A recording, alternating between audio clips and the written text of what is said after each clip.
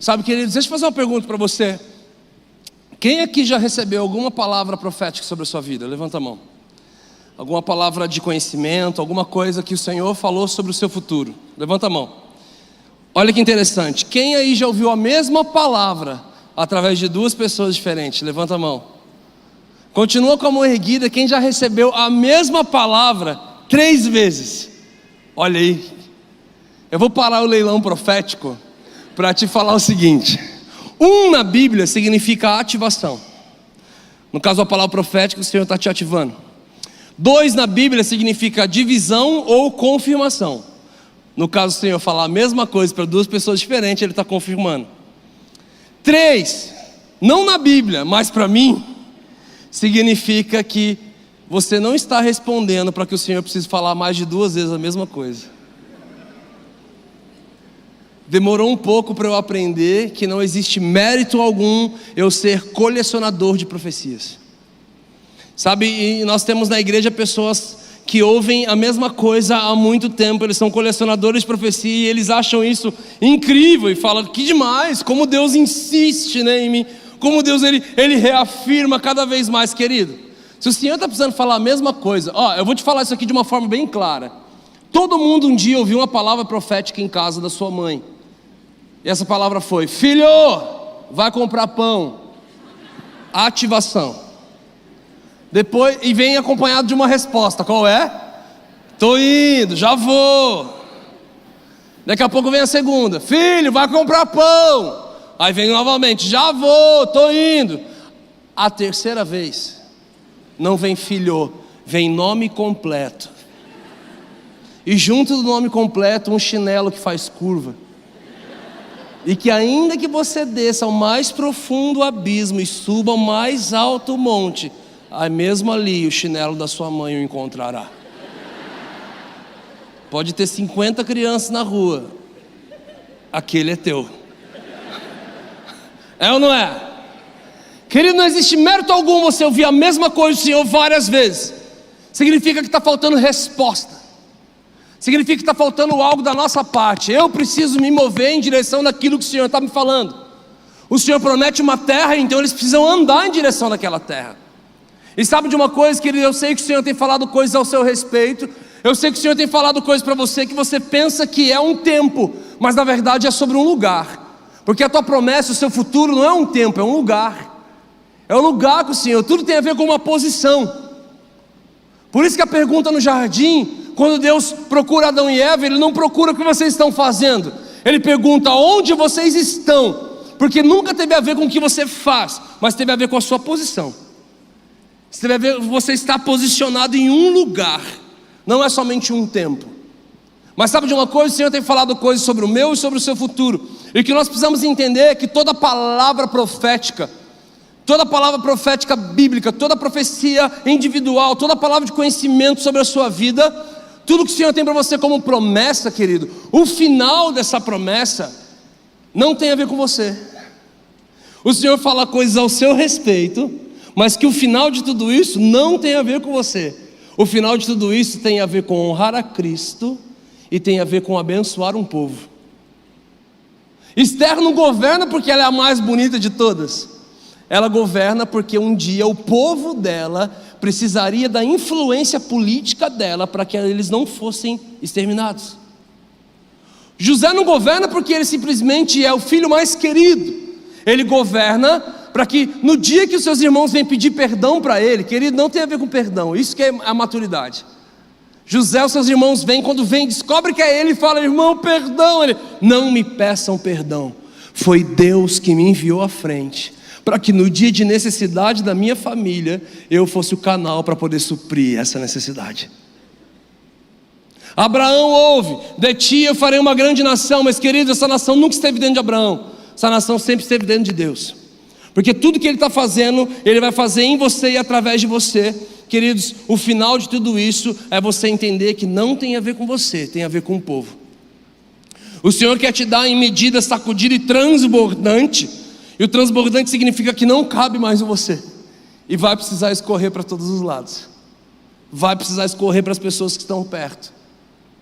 E querido, sabe de uma coisa? Quando eu começo a entender que o lugar para onde o Senhor está me levando, o futuro, o tempo, a minha promessa para onde o Senhor está me levando, eu começo a entender uma coisa.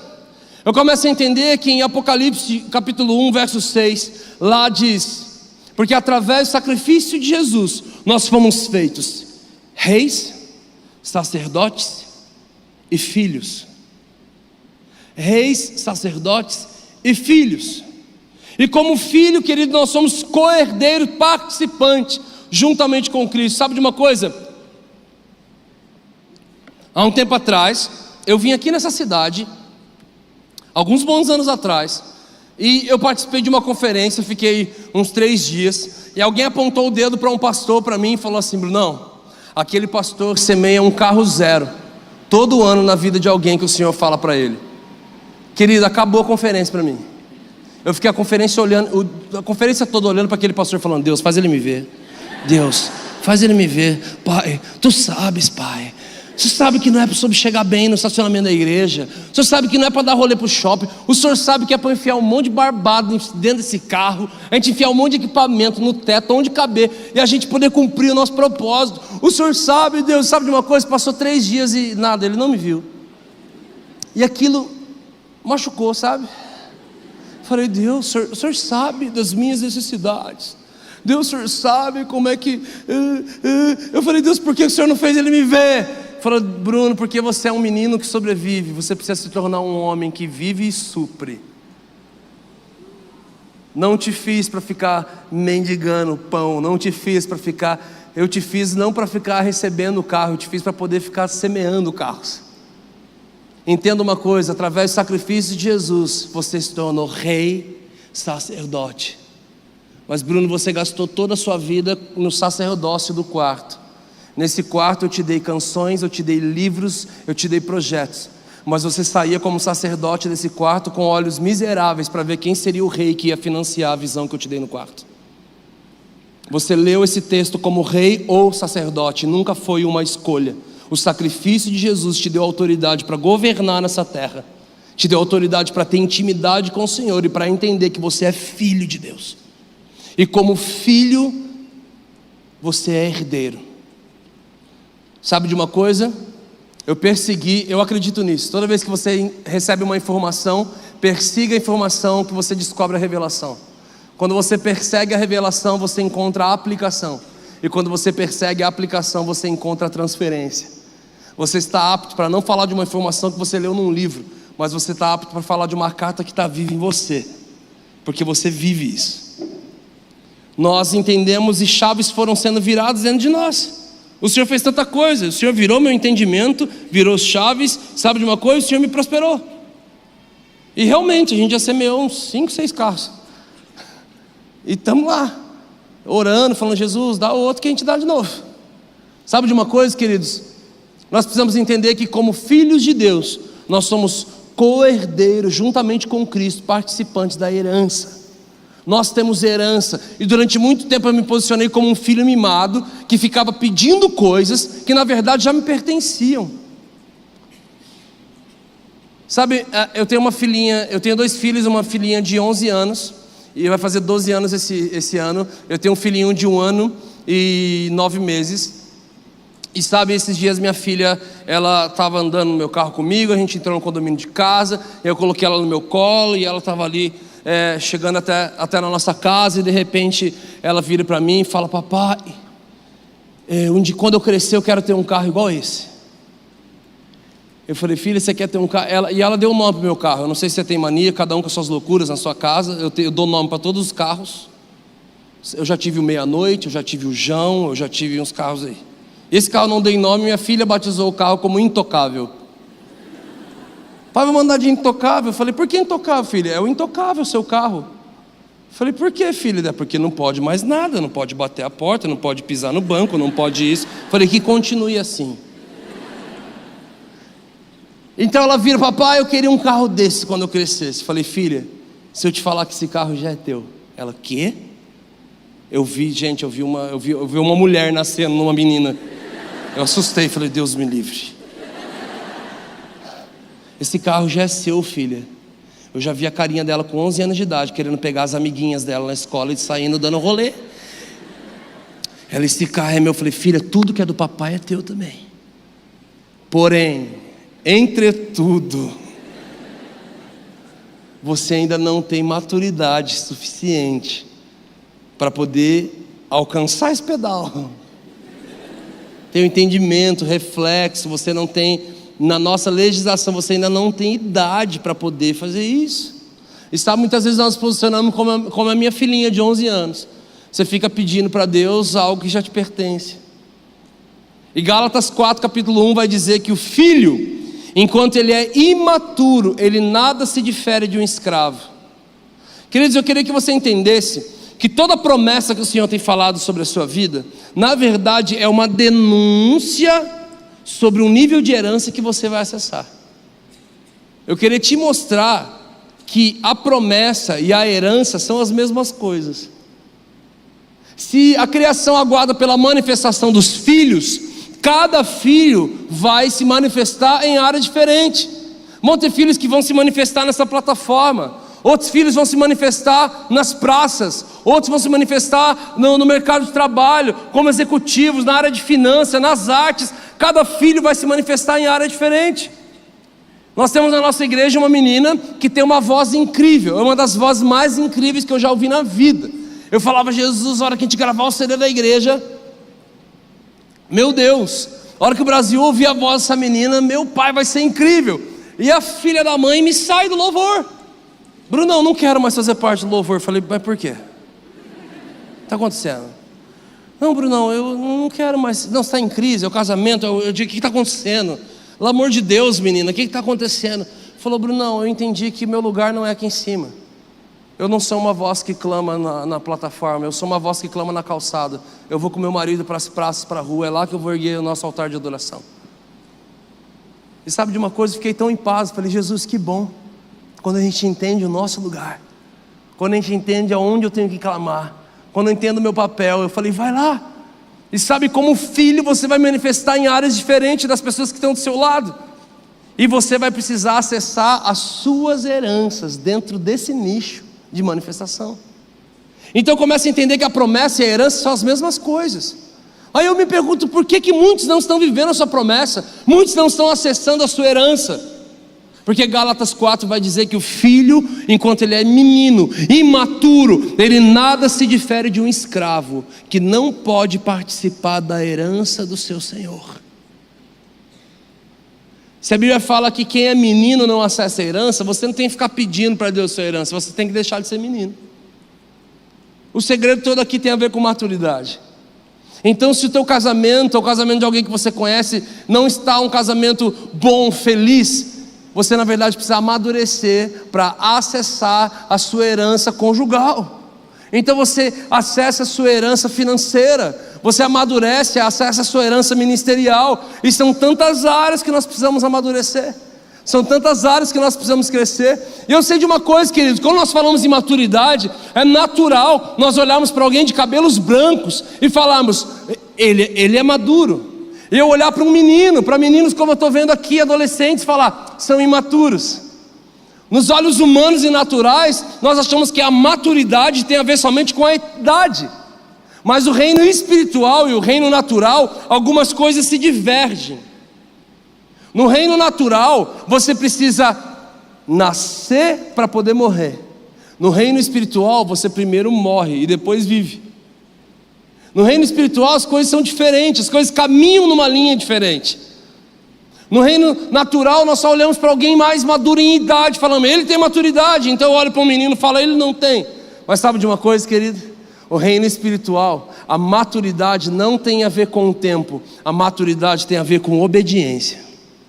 A maturidade tem a ver com resposta. Aqueles que me amem, cantem canções românticas? É o que a Bíblia fala? Não. Aqueles que me amam, praticam as minhas palavras.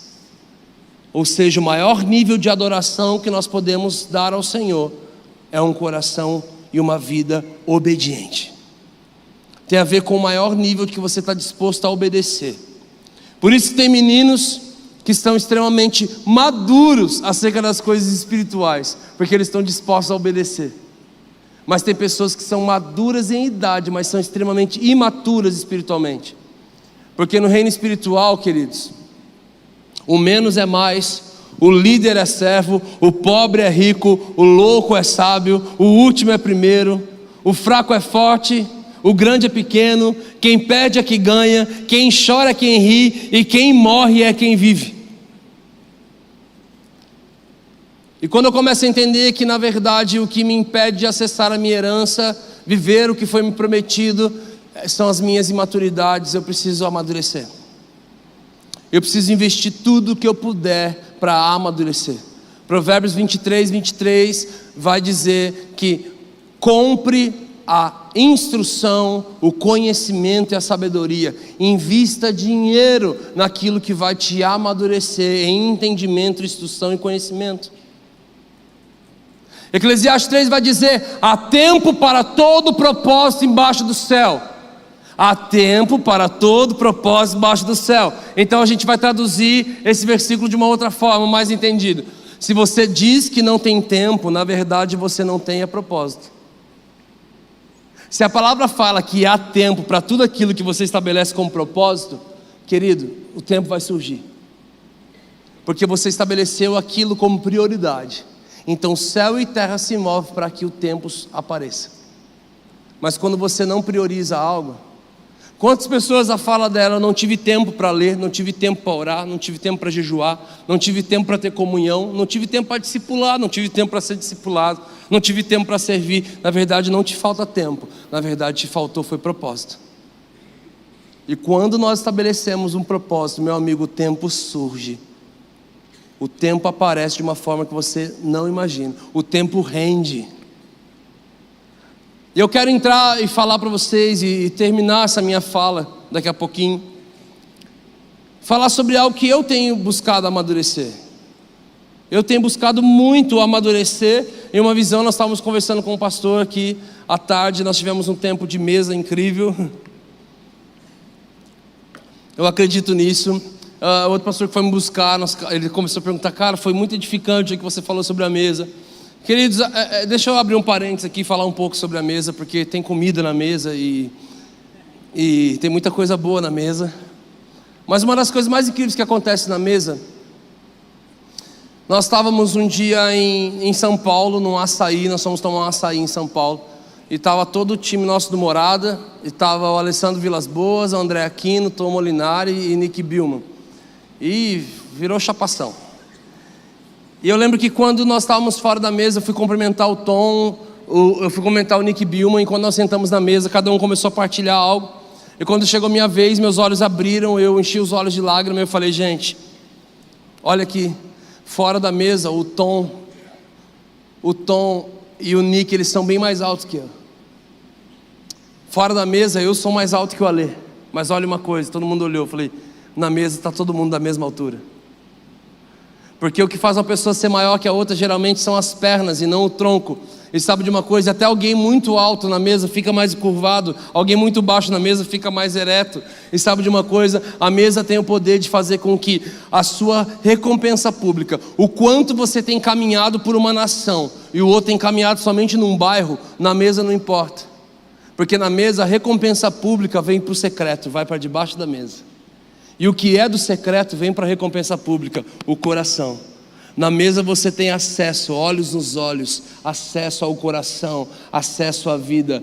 O ferro afia o ferro. Eu amo chegar na mesa com os meus pastores na minha igreja local.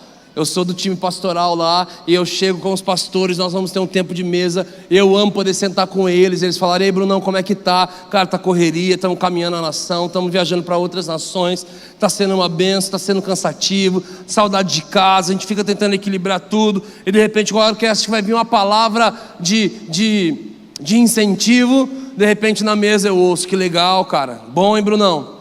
Famosão, né? Oferta gorda, cheio de seguidor no Instagram, cheio disso, daquilo, um monte de gente pedindo para tirar foto. Falei: cara, o que está acontecendo?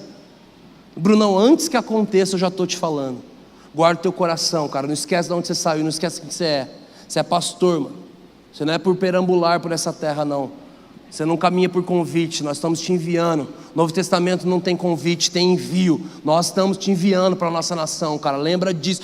Eu fico, meu Deus, que bom, cara. Que bom, porque o pessoal que pede para tirar uma selfie jamais vai ter coragem de falar uma coisa dessa. Sabe? A mesa, ela tem esse poder, meus amigos. Se você for ver, no santo lugar tinha uma mesa, aonde os sacerdotes sentavam e comiam do pão vivo.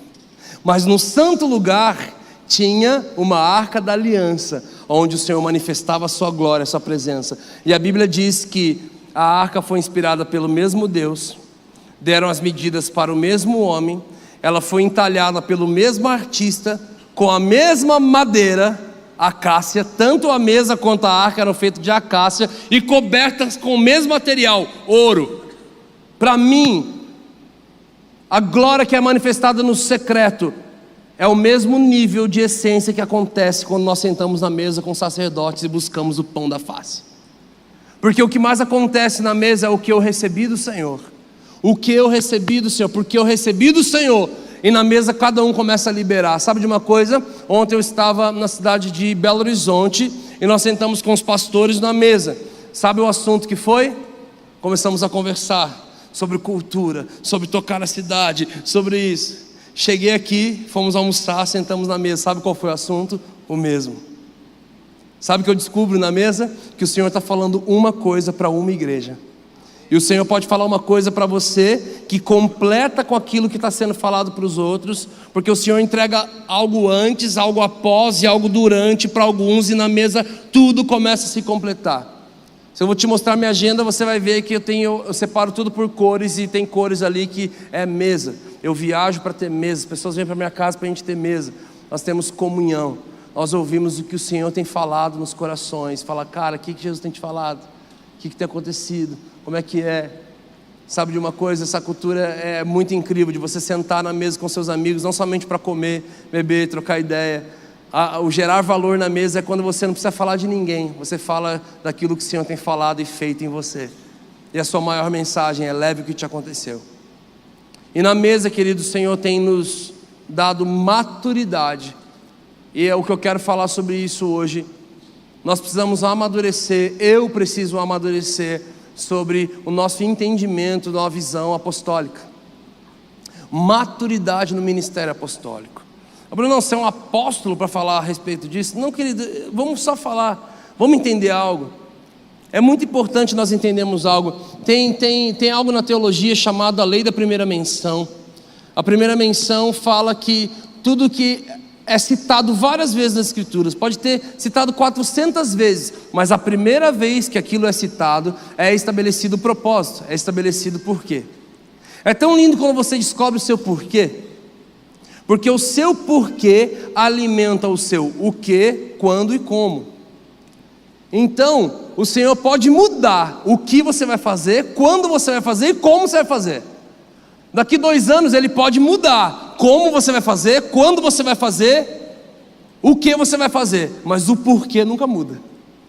O jeito, a estratégia, tudo muda, mas o porquê não muda. E sabe de uma coisa? Vamos ter um exemplo aqui, ó. Deus, façamos na Trindade, Deus põe a mão na terra, Ele cria um boneco chamado Adão, Ele sopra o ruá, fôlego de vida, e é assim que o primeiro homem, o primeiro ser humano da terra abre os olhos, o que ele contempla? Deus. Sabe de uma coisa? Ali é estabelecido o propósito da humanidade. Nós nascemos para contemplar o Criador.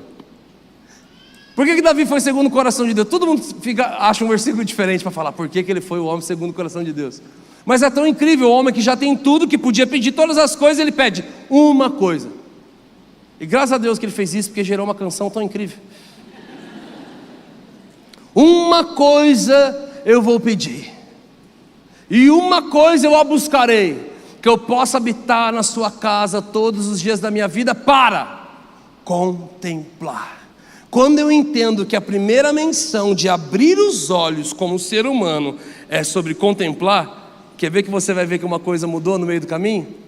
Você todos os dias abre os olhos pela manhã, não abre? Qual é a primeira coisa que você contempla?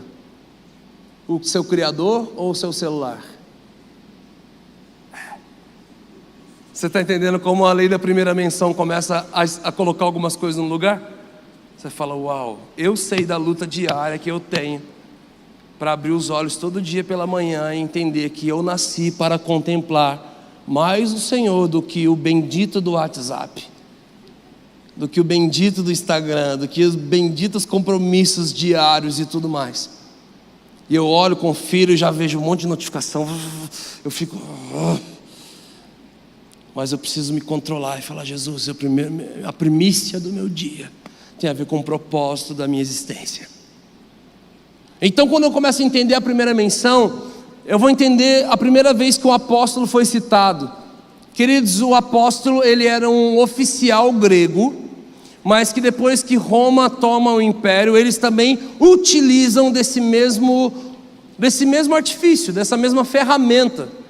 Então Roma também tem um apóstolo romano. E o apóstolo romano, quem era ele? Ele era um oficial romano que tinha toda a autoridade do imperador, seja ela financeira, bélica, em todas as áreas, para uma coisa: colonização. E qual era o modelo de colonização deles? Como todas as outras: chegar em um lugar onde já existia um povo, mas sabotar a cultura local e estabelecer a cultura de Roma. Cultura, tudo. Prática, jeito, cor, sabor, festas, manias, culto, cultivo, cultura. Tudo aquilo que é cultivado durante muito tempo se torna uma prática e se torna uma cultura. Eles sabotavam a cultura local. Aqui é para a esquerda, Roma é direita, então vira para a direita. Aqui é assim, Roma é desse jeito. Aqui as cores é assim, não, lá é outra cor. Então eles iam sabotando a cultura, eles iam tocando a identidade, até que de repente a cultura de Roma estava estabelecida.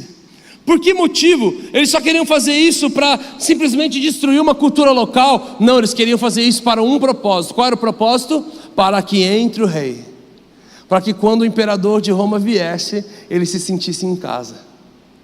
Agora Jesus cuida de homens durante alguns anos como discípulos, e na hora de enviá-los, envia-os como apóstolos. E o apóstolo significa o enviado. A palavra não descreve isso, mas eu quero que você imagine comigo a crise desses homens. Fala, Jesus, mas o apóstolo é alguém que só destrói a nossa cultura, estabelece a cultura dele. Jesus fala, exatamente. Faça conta de uma forma espiritual. Vocês vão sabotar a cultura do jeitinho brasileiro. Vocês vão trazer uma cultura do reino dos céus, uma cultura de paz, justiça e alegria no Espírito. E em tudo que vocês vão fazer, façam como a cultura do reino. O reino de Deus não é comida nem bebida, mas antes é paz, justiça e alegria no Espírito. Então sirva com paz, justiça e alegria. Tenha clientes com paz, justiça e alegria. Queridos, quem aqui um dia precisou ligar na sua companhia telefônica? A mão está até tremendo já. Sangue de Jesus tem poder, cara. Fala, não acredito. Ai meu Deus, eu tenho que ligar. Não, sério. Querido, eu tenho amigos incríveis, cara. Eles me amam tanto que eles falam, mas deixa que eu ligo, vai. Deixa que eu falo, porque eu fico perturbado. Porque eles vão passando de um para outro e vai tocando as musiquinhas. Música de elevador no telefone. Fala, Jesus. E nunca resolve meu problema. E passa de um para outro e eu falo, Jesus, cadê os filhos de Deus? Que vão ser os donos das maiores empresas dessa nação, e que eles vão querer que todos os seus clientes tenham um atendimento e depois disso saiam em paz, porque teve um atendimento justo e por isso eles estão alegres. Sabe, o Senhor está me dando o privilégio de poder ministrar em outras nações, e algumas delas eu tenho ficado escandalizado com a cultura daquele lugar. Fala, gente, é assim, funciona assim mesmo, está tudo ali disponível na rua, você... Acabamos de chegar dos Estados Unidos, eu levei um amigo meu que eu falava, e aí, quer morar aqui, cara? Ele falou, não quero morar não, é legal, vim para dar rolê e tal. Até nós chegamos num hipermercado. Em 10 minutos lá ele fala, Brunão, agora eu quero morar aqui, cara. Olha esse preço, cara, olha aqui como está disponível. A hora que chega no caixa, ele, Brunão, cadê as atendentes? Eu falei, não, cara, é você mesmo que passa. Quê? Você que passa a sua compra, você que paga ali dele. E se eu não passar alguma das coisas? Falei, brasileiro. É você e Deus. Ninguém vai ver? Eu falei, cara, vai. Acho que primeiramente Deus. E falei, cara, não acredito nisso. Eu ficava escandalizado. Eu falava, Jesus, é possível. Nós precisamos sabotar a nossa cultura, estabelecer a cultura do Senhor em tudo que nós formos fazer. E sabe de uma coisa? Para isso nós precisamos mudar algumas coisas. Quem aqui gosta de massagem? Levanta a mão aí. Olha os egoístas. Porque você gosta de receber, mas não gosta de fazer em ninguém, né? E quando eu tinha uns 7 anos de idade, eu caí do segundo andar de um prédio. Não foi uma tentativa de suicídio infantil, não foi nada disso não. Foi por causa da tartaruga ninja mesmo. Queimaram todos os bonecos da molecada da igreja por minha causa e por causa do José Erion também. E eu lembro que eu fui fazer um negócio que não devia, caí, todo mundo, o que aconteceu? E eu vi que eu estava vivo, falei, eu sou o tartaruga ninja, meu irmão. Eu estraguei a infância de muita molecada lá da igreja. E sabe de uma coisa? Eu lembro que por causa dessa queda eu caí em pé e eu sofri um problema na coluna, chamado escoliose. E aí por esse motivo, infelizmente, eu não posso varrer, passar pano, lavar a louça, que me causa dores crônicas.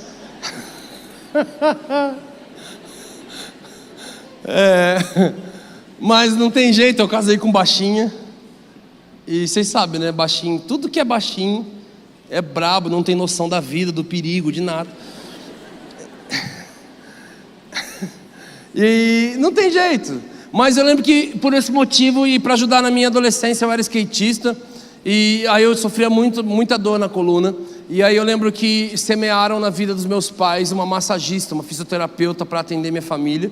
Foi o dia mais feliz da minha vida, o dia que essa mulher apareceu lá em casa.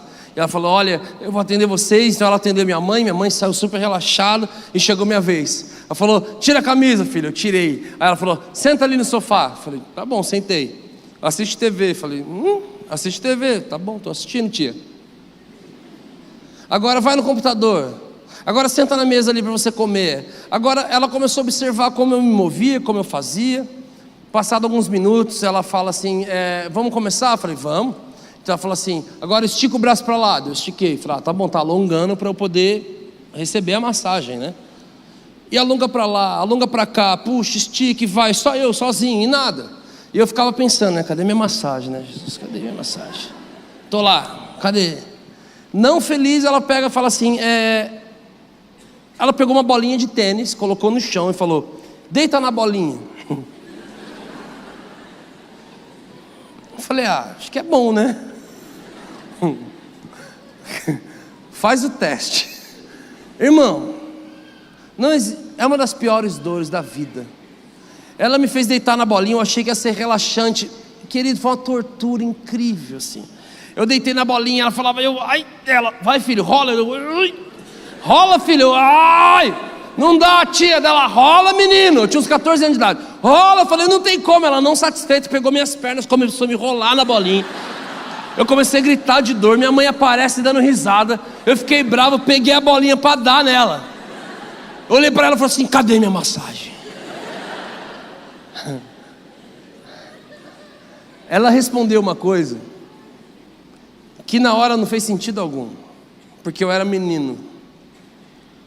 Mas quando eu estava mais maduro, e um dia eu fiz uma pergunta para o Senhor, Senhor, o que eu preciso fazer?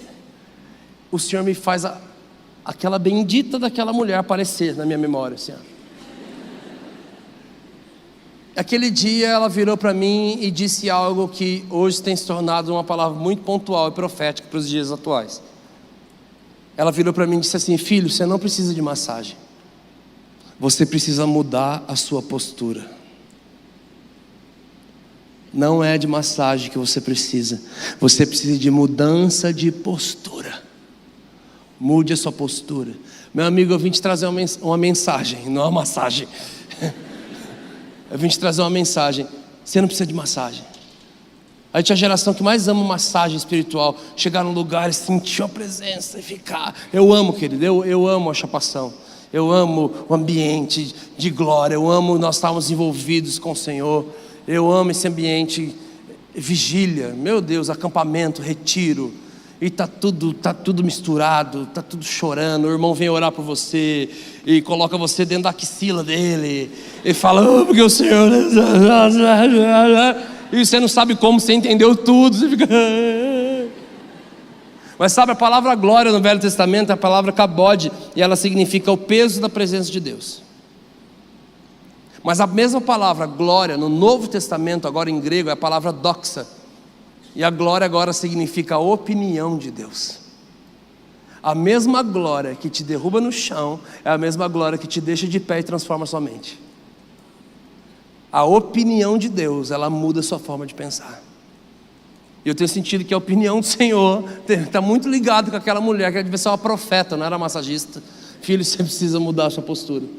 Igreja, eu entendo que nós precisamos mudar algumas posturas nós precisamos amadurecer, nós precisamos entender que o Senhor nos chamou para tocar e influenciar a cultura de uma cidade, a cultura de um povo. E eu posso estar falando aqui e pode ter muita gente com o coração de Gideão aqui. Ah, Brunão, essa palavra é para os grandes, essa palavra é para os príncipes, essa palavra é para os reis, essa palavra é para pastor, essa palavra é para liderança. Não, meu amigo. Ah, mas eu sou da menor casa, da menor cidade, lá dentro eu sou ainda a menor pessoa do meu lar, não tenho voz de autoridade alguma. Mas meu amigo, Jesus ama encontrar pessoas que estão malhando trigo no lagar. Ele ama encontrar pessoas que estão num lugar secreto, mas não estão paradas.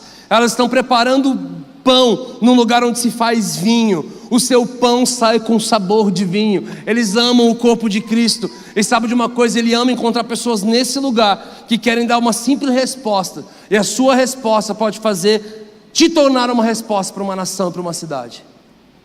Eu acredito que quando nós entendemos que tudo que o Senhor tem falado ao seu respeito não tem a ver com você simplesmente viver numa casa boa, andar num carro bom, ter a família dos sonhos e vir bonitinho para uma igreja.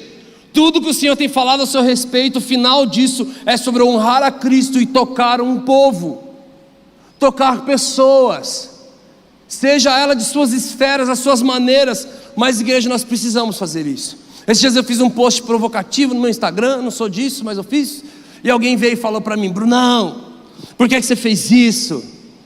Brunão, todo mundo deu risada, todo mundo me entendeu. Mas sempre tem aquele que não entende, fala, Brunão, para que isso? Tem pessoas que não têm a mentalidade como você, eles são mais tradicionais, eles não vão entender, então isso, aquilo, por que você fez? E de repente na minha resposta eu falei, eu nunca respondo, mas eu respondi. Eu falei, meu amigo, enquanto o mundo sentava, desenhava e estabelecia cultura, a igreja sentava para discutir assuntos como esse que você quer discutir comigo. Enquanto o mundo estabelecia cultura, a igreja sentava para discutir religião. Pode ou não pode? Deve ou não deve? Abre ou fecha? Tira ou coloca? Já pode calça ou saia ou isso, aquilo? Já pode tal instrumento? Não pode tal instrumento? Já pode distorção agora na igreja? Há 40 anos atrás a bateria era do diabo, a guitarra era do diabo, era tudo do diabo. Porque a igreja tinha entregado a patente de tudo isso para o diabo. Então um grupo de artistas entrou embaixo da nuvem e recebeu a atualização do céu. Eles apanharam muito, mas eles falaram, não, tudo ele fez, tudo ele criou para o seu louvor, porque dele, por ele, para ele são todas as coisas. Todos os ritmos o louvam, tudo que tem fôlego vai louvar o Senhor. Então eles resgataram coisas e foram estabelecendo, e hoje é tão comum. Mas sabe de uma coisa? Durante muito tempo nós estivemos sentados discutindo religião e o mundo estava desenhando cultura. Então qual foi a reação da igreja? Exatamente esse posicionamento. A igreja não nasceu para reagir. Meu amigo, quando o Senhor fala, as portas do inferno não prevalecerão contra a igreja do Senhor, significa que você não nasceu para ser uma reação do mundo. Você não nasceu para ser uma reação do problema dos outros. Você não nasceu, tem muita gente que é só uma reação. Alguém vai, te estressa, te faz, aí você é uma reação do problema dela. Você é uma reação do que ela fez com você. Meu querido, nós somos chamados para agir. Quem tem que reagir é lá do outro lado, meu amigo. Mas nós estivemos reagindo como igreja. Então fizeram desenhos, levantaram indústrias, criaram cultura na televisão, aonde quebravam o princípio cristão, Aí qual foi a nossa postura? Fizemos seminários, conferências para combater aquilo, para reagir falando, não podemos deixar nossas crianças assistir aquilo. Pode soar muito utópico, meu amigo, mas não é utópico. A ação da igreja é junte empresários, junte artistas, roteiristas, criem uma plataforma onde vai ser a concorrência dessas grandes plataformas. Queridos, Colossenses vai dizer que no Senhor estão ocultos todos os tesouros da sabedoria e do conhecimento. E aí eu fico indignado, falo, Deus, por que quem está criando as maiores startups do mundo, os maiores aplicativos que podem funcionar para a gente, estão sendo simplesmente pessoas que só querem enriquecer? Falei, Jesus, já está em ti, nós precisamos acessar como igreja, nós precisamos ser a solução. Se você for estudar a história da igreja, você vai ver que as escolas, faculdades, hospitais, tudo era um reflexo daquilo que a igreja estava fazendo. Mas quando a igreja governa, não para a luz do reino, mas para o poder próprio, a história vai dizer que quando a igreja governou foi a idade das trevas. Porque nós entendemos que a igreja tem uma influência absurda, mas se nós não tivermos essa influência mediante a cultura do reino, nós vamos estabelecer culturas locais, denominacionais, de mania, jeito e religião. E quando a religião governa, meu amigo, quando a religião governa, não é o padrão do céu. A história chama de idade das trevas. Mas quando uma família espiritual governa, porque através do sacrifício de Jesus nós nascemos para ser governantes aqui nessa terra, e nós governamos com paz, justiça e alegria no Espírito.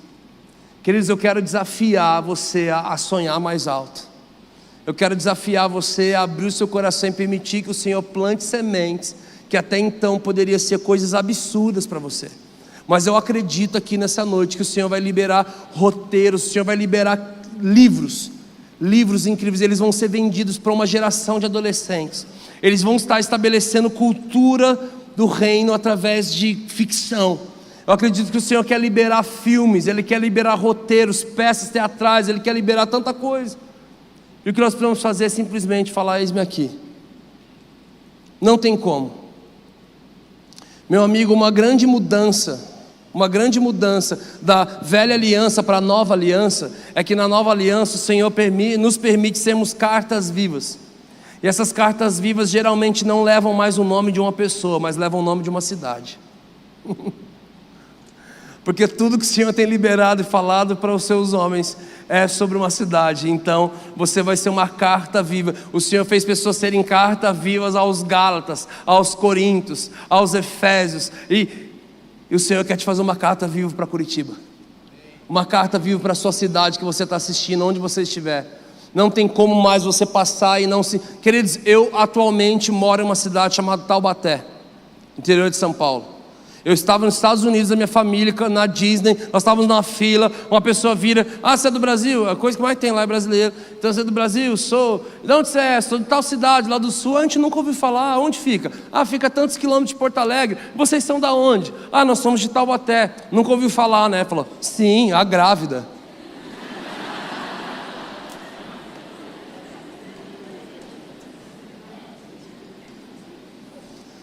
Aquela história que sempre foi engraçada para mim, ela começou a perder a graça, sabe? Eu falei, Jesus,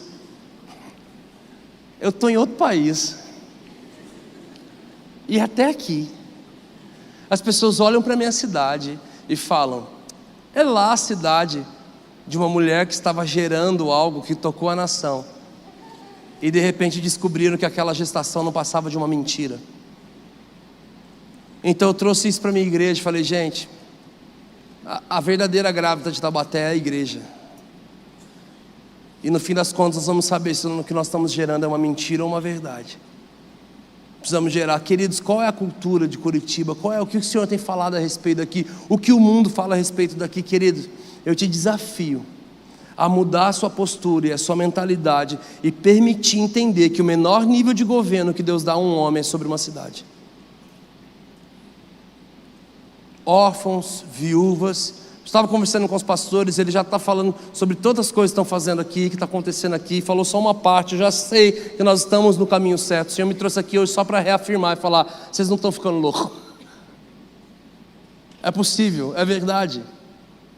Esses dias eu fiquei em casa pirando, eu falei, Jesus, por que a gente não junta um roteirista, a gente não cria plataforma de desenho infantil? Por que a gente não cria personagens de desenho infantis e a gente pode criar e falar, e o poder deles na verdade está dentro de alguma manifestação dos dons espirituais? Então eu comecei a pirar. Falei, Brunão, você é meio loucão, né? Você fica pirando nas ideias. Falei, meu amigo, eu fico pirando. Aí de repente um pastor nos chama em Brasília e fala, pô, vocês podiam vir ministrar aqui na nossa conferência mensal. Vai estar vindo um pastor dos Estados Unidos, ele é um profeta. Ele é o profeta que mais serviu o FBI, a CIA, o Departamento de Inteligência dos Estados Unidos. Eu falei assim, como assim? Serviu com o quê? Quando alguém estava sequestrado e era alguém, eles não sabiam o que fazer, eles chamavam esse profeta, ele ia lá no departamento.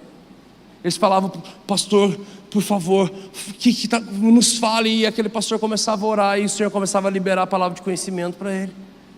Eu falei, eu estou vendo uma rua que tem coqueiros, eu estou vendo uma casa, o Senhor está me mostrando que tem uma janela assim. Eu estou vendo, e eles começavam a pesquisar e de repente, encontraram. Uau, o FBI, a CIA. Não, meu amigo.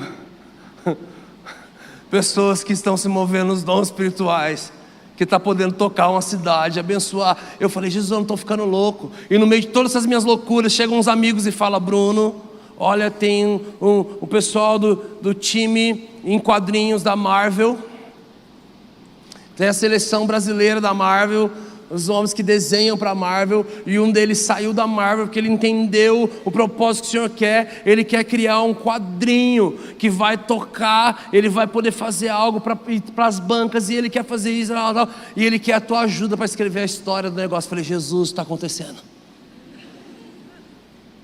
Ele quer contar até um pouco da tua história. Ele quer falar de um menino que era skatista, que não sei o que lá, e que ele entendeu. E eu falei, cara de Deus, meu amigo, ouse sonhar, cara. Ouse pensar uns negócios e fala, nossa, nada a ver, que viagem é essa? Eu vim aqui hoje virar uma chave do teu entendimento, teu gatilho, e falar, meu amigo, viaje, sonhe, pense alto, não pense baixo. O Senhor quer fazer algo através de nós, através da sua igreja, através do seu povo. Nós queremos orar com vocês nessa noite. Nós queremos empoderar vocês nessa noite. E nós queremos orar para aqueles que vão se manifestar na política, na economia. Talvez eu estou falando hoje para você aqui, e tem alguém aqui no meio que está falando, Brunão, você está falando de algo, e você não está entendendo que eu só não vejo a hora de chegar segunda-feira para entregar meu currículo. Você está falando que eu vou ter para suprir, cara, eu estou precisando de uma porta aberta de emprego, e meu amigo, é isso que eu estou te falando mesmo. Você pode até hoje ter sido alguém que só sobreviveu, que está lutando para sobreviver de alguma forma, para ter mais. Sabe de uma coisa? O Senhor quer encontrar um coração disposto e disponível para Ele poder entregar coisas grandes. Nós acabamos de ministrar em algo que foi um marco para a nossa nação. Houve um evento, um encontro de missionários e envio nos Estados Unidos chamado Descend. Alguém acompanhou? Alguém viu? Queridos, 5 horas da manhã já tinha gente na fila, brasileiros. 7 horas da manhã começou a adoração na porta do estádio. Adivinha quem era? Brasileiros. Querido, foi tudo acontecendo, eu me sentia a cada momento deslocado. Falei, Deus, o que eu estou fazendo aqui? Não faz sentido nenhum estar aqui. Não faz sentido eu estar aqui. O que eu estou fazendo aqui? A hora que eu chego perto do microfone e eu começo ali a olhar, de repente eu vejo aquele estádio. Eu tive aquele sentimento que nós chamamos de déjà vu. Alguém já teve? É o déjà vu. E, queridos, é horrível esse sentimento. Déjà vu é a pior coisa que eu detesto sentir isso aí. Porque parece um filme premonição, parece que a qualquer momento vai cair uma viga, alguém vai entrar de camiseta laranja aqui agora. Tipo, parece que a ciência explica isso, vocês sabem o entendimento da ciência a respeito disso, né, biológico. Eles falam que é um atraso da córnea para a mentalidade, para a mente. É uma fração de atraso de algo que você viu, mas demorou um pouco a comunicação do que você viu até o seu cérebro. Então é o que realmente aconteceu. De repente você acha, cara, está acontecendo. É uma viagem. E você fica com aquele sentimento assim, meu Deus do céu, já vivi isso aqui. Ai, credo, gente. E eu tô lá, eu falo, Jesus, isso é hora de ter esse negócio? Jesus falou comigo, você não está tendo um déjà vu. Você está tendo uma lembrança. Você já esteve nesse lugar. Eu falei: Jesus, eu nunca ministrei no estádio. Ele falou: Bruno, lembra? Então eu lembrei. Há 12 anos atrás, num sábado à tarde, eu estava no quintal da minha casa, sozinho, pegando uma corda para me suicidar. Há 12 anos atrás eu pisei na bola. Há 12 anos atrás eu não via solução para a minha vida. Há 12 anos atrás a única solução que eu encontrava para uma influência de uma voz maligna é: tira a sua vida. Você é uma vergonha para sua casa, para sua família, para sua igreja. Então há 12 anos atrás, lá estava eu pegando uma corda, que até aquela voz me falou onde estava aquela corda. E quando eu comecei a preparar tudo para me suicidar, eu comecei a ver muita coisa da minha vida passando. E eu falei: é verdade esse negócio que os outros falam, que você perto da morte começa a ver sua vida passando num piscar de olhos. Mas de repente, no meio de todas aquelas visões da minha vida, eu comecei a ver coisas que eu ainda não tinha vivido. Eu comecei a ver o céu riscados de linhas vermelhas. Eu via mais linhas vermelhas do que o azul do céu. Eu via e eu sabia que aquilo representava aviões. Só que há 12 anos atrás eu nunca tinha pisado o pé no aeroporto. E no meio daquelas visões, de repente, eu vi multidões em estádios. Eu vi a presença de Deus, eu via pessoas sendo curadas, tocadas. E há 12 anos atrás, quando eu estava com tudo pronto para me suicidar, eu falei: Jesus, o que é isso? Ele falou: não é sobre você, é sobre eles. Você está abrindo a mão do que eu quero fazer com você, através de você, para eles. Para de ser egoísta, cara.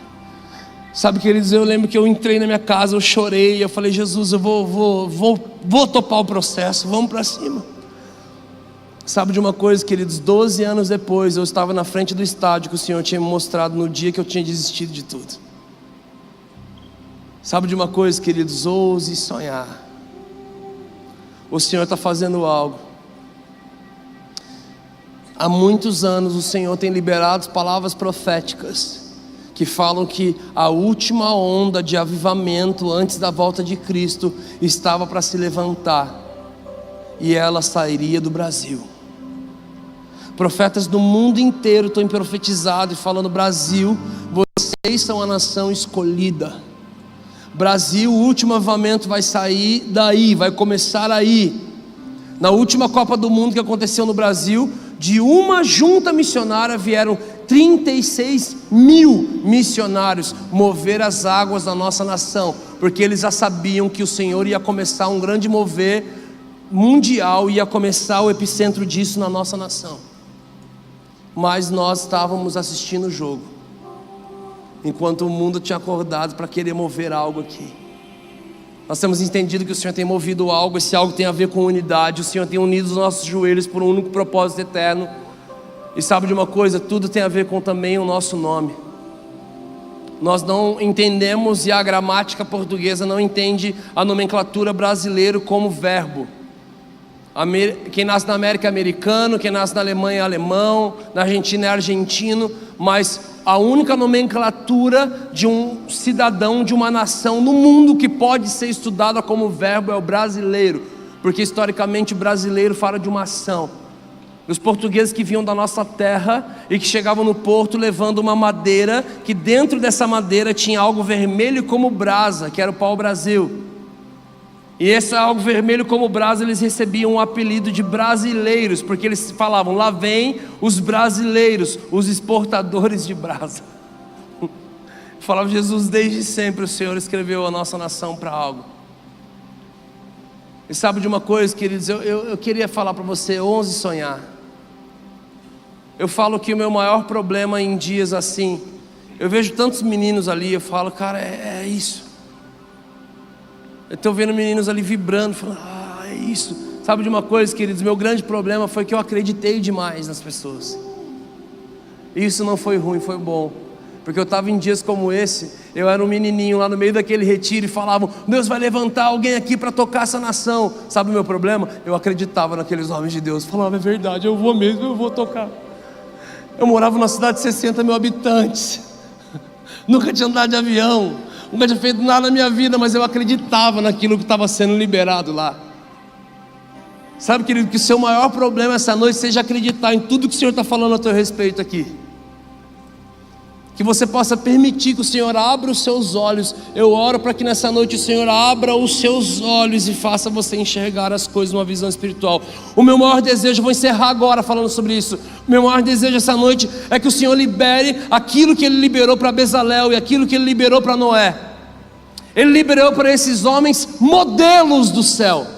Presta atenção, o Senhor liberou modelos que continham centímetros, furos, metros, larguras.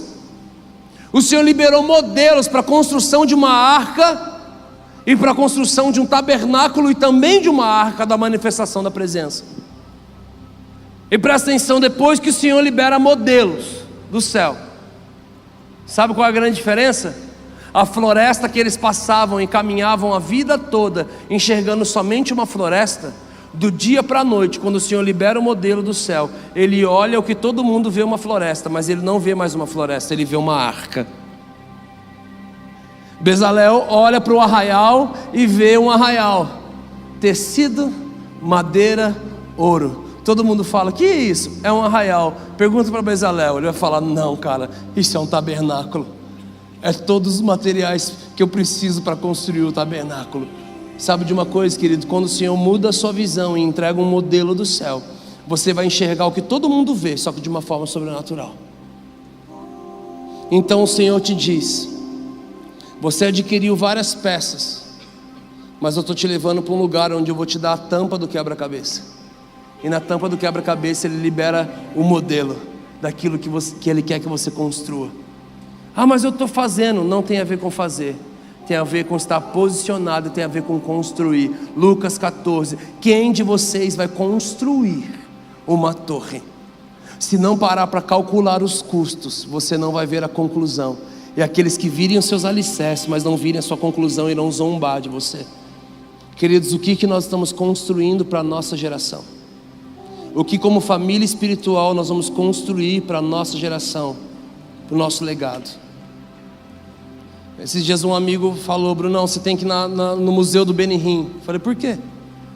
Porque é um tour. As escolas vão lá e eles fazem um tour, eles veem vídeo, foto, documentos, e no final do museu tem um vídeo do Benihim fazendo um apelo e ganhando aqueles estudantes para Jesus. Eu falei, cara, ele continua ganhando almas depois de morto. Os caras falaram, é. Eu falei, meu Deus, isso é legado. Quem vai construir algo que a história vai continuar funcionando? Sabe por quê, meus amigos? Os ossos de Eliseu vivem até hoje.